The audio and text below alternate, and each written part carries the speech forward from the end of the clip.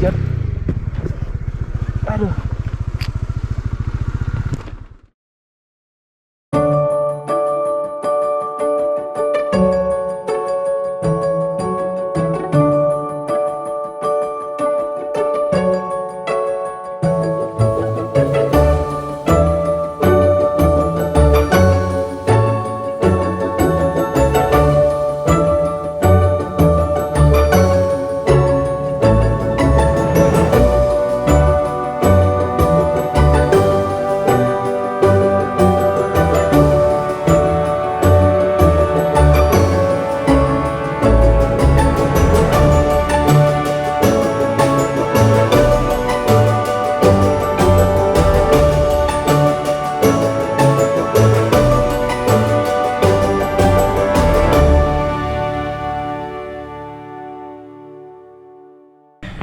Oke guys, jadi ini gue udah nyampe di Bromo Hillside. Ini kayak restoran gitu. Sebelum nyampe Bromo ada Bromo Hillside gitulah. Dan ternyata sekarang udah restoran di mana-mana. Sebelum masuk bayar tiket dulu guys. Sekarang kayaknya emang marketingnya kayak gitu kali ya. Jadi orang yang masuk mau nggak mau bayar tiket. Nanti kalau mau pesan makan atau minum lagi, bayar lagi.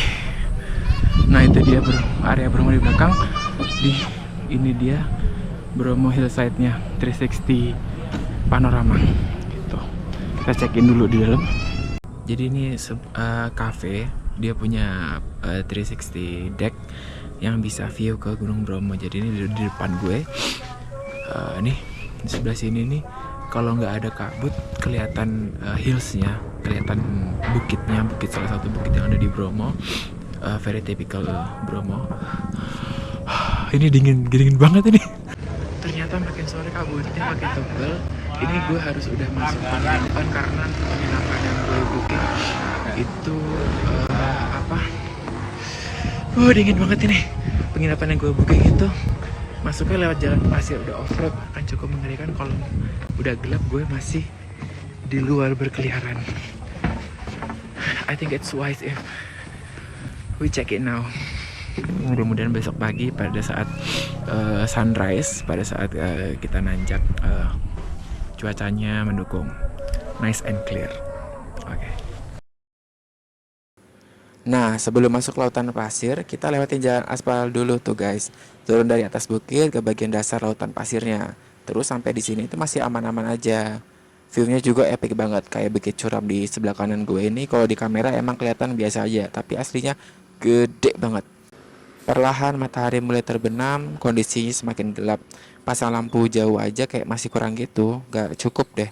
Beberapa kali ada kendaraan lain lewat, meskipun bisa dihitung jari juga sih.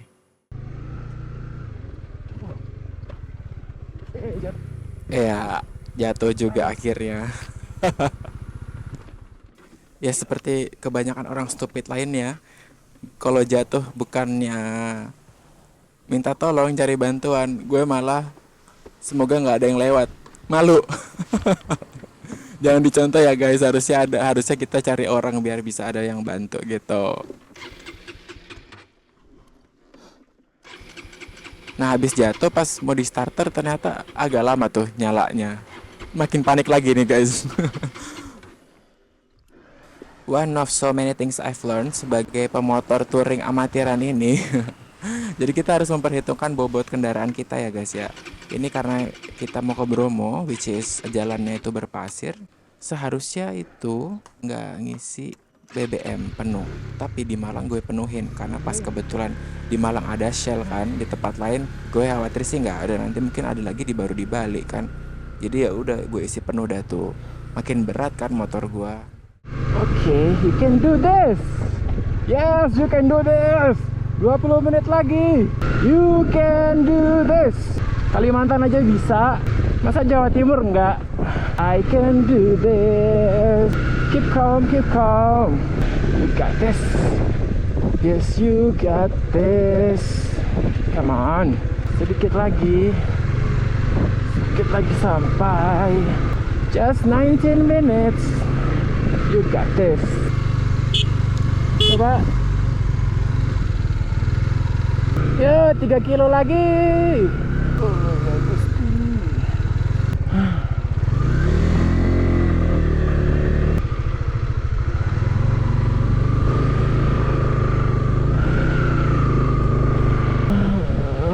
Seneng banget lihat lampu.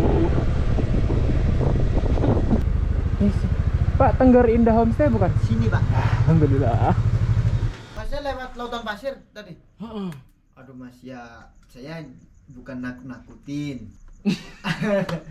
Kalau malam-malam lewat Lautan Pasir, apalagi ke apa penanjakan ya, pakai motor. Ya maaf aja sebelumnya. Saya nggak nakut-nakutin, Mas. Sungguhan.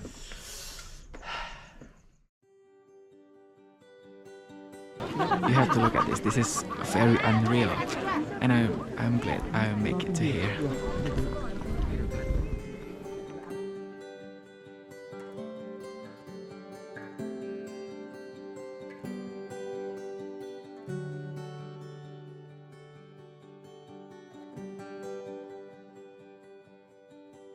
Jauh banget dari ekspektasi, jadi digambar-gambar di foto-foto.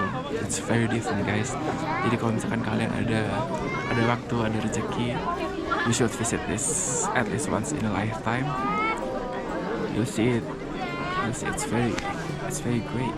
Apalagi kemarin gue jalan gitu ya.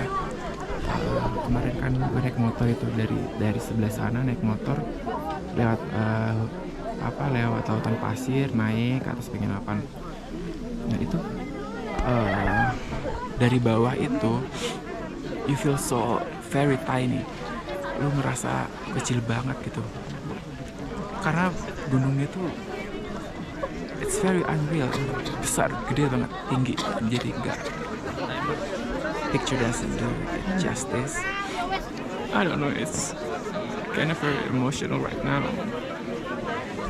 All of the problem you have, all of the obstacles, suddenly you remember how you get to this point.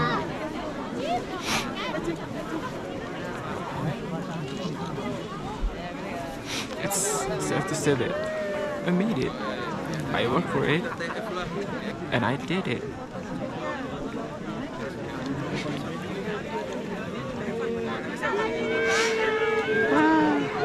I'm such a crybaby.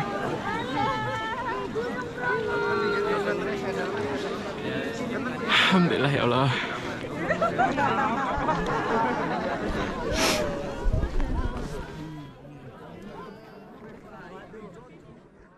Ini sekarang di viewpoint kedua, agak di bawah dari sunrise viewpoint tadi. Kita dikasih waktu 10 menit sama drivernya. Kasih waktu 10 menit buat foto-foto, buat explore di sini. Bagus sih tempatnya, view-nya juga keren.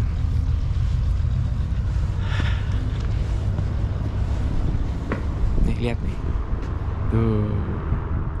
Ini sekarang ada di lautan pasir. Kita di sini dikasih waktu 1 jam untuk explore sekitar sini. Di sini sih nanti di depan ada pendakian ke atas, tapi kayaknya gue nggak naik deh. Kan planningnya kan mau naik motor, tapi akhirnya karena nggak memungkinkan naik motor, I don't think it's possible. Jadi akhirnya gue naik jeep. Ini sharing jeep 180.000. Terus sharing sama 4 orang turis lainnya. Jadi turis lainnya itu dari yang 2 dari French, yang 2 lagi dari Chinese. Jadi kita di mobil berenam sama driver. Oke, sambil jalan, sambil gue cerita aja kali ya kejadian kemarin sore. Itinerary-nya adalah dari Malang, berangkat pagi, of course habis dari bengkel dan jajan-jajan lah ya. Habis itu nyampe kan sekitar siang, nyampe di Bromo Hillside.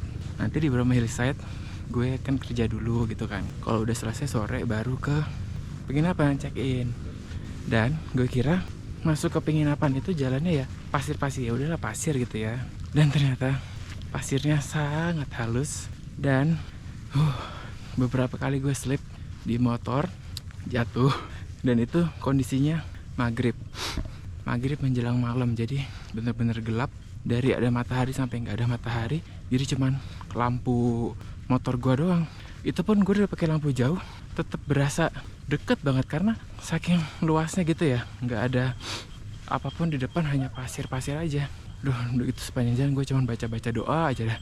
Beberapa kali sih ada lewat mobil, motor, cuman mereka kan kayak ya udah lewat aja gitu kan. Pokoknya parah banget deh. Hitungan yang bisa sampai 30 menit. Akhirnya itu gue di jalan itu 1 jam dari kafe itu sampai penginapan. Ya udah panik duluan gitu. Ini kalau kenapa-kenapa gimana gitu kan, nggak ada sinyal dan nggak ada yang lewat. Sebenarnya selain takut, malu juga sih kalau jatuh. Sebenarnya kalau jatuh harusnya ada orang biar enak, biar dibantuin gitu kan. Nah kalau gue kemarin tuh rada-rada malu juga karena dari kelihatannya aja motor gue udah nggak proper banget. Selain motornya gede, motor touring, gembolan kiri kanan belakang tuh gede-gede, berat kan motornya. Akhirnya nyampe juga gue di penginapan. Sampai di penginapan gue diketawain sama yang jaga penginapan sama mas-masnya. Ketawanya sih ketawa bangga kali ya. Enggak juga sih kalau bangga. Ngetawain my stupidity, my lack of plan.